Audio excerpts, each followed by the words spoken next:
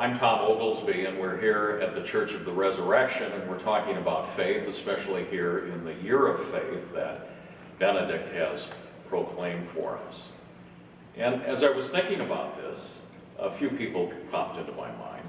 One of them was St. Thomas Aquinas, the other St. Paul. First, St. Thomas tells us that to know God, I'm paraphrasing Thomas, by the way, to know God requires faith, which is the topic of this year of faith.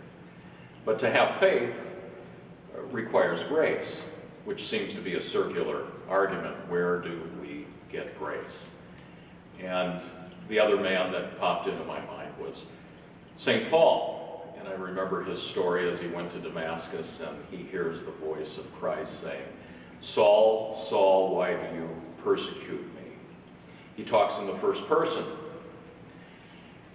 And Christ, who is grace, and he aligns himself with his church himself in the first person, brings me here to the Church of the Resurrection. To know Christ by way of faith requires grace, and it's no coincidence that we're here at the beautiful baptismal fountain and with the holy oils for the sacraments of baptism and confirmation and holy orders, the anointing of the sick. We seem to have encounters of Christ and his grace through the blessed sacraments. And so I think I've got a closer calling to the sacraments in this year in an effort to understand Christ. And not only in these sacraments, but in the other two sacraments we haven't talked about. The sacrament of confession, which absolves me from sin, which is the great barrier to understanding Christ. It is sin that separates us from Christ. And then most importantly, the sacrament of the Eucharist, which is of all the sacraments where Christ is most present.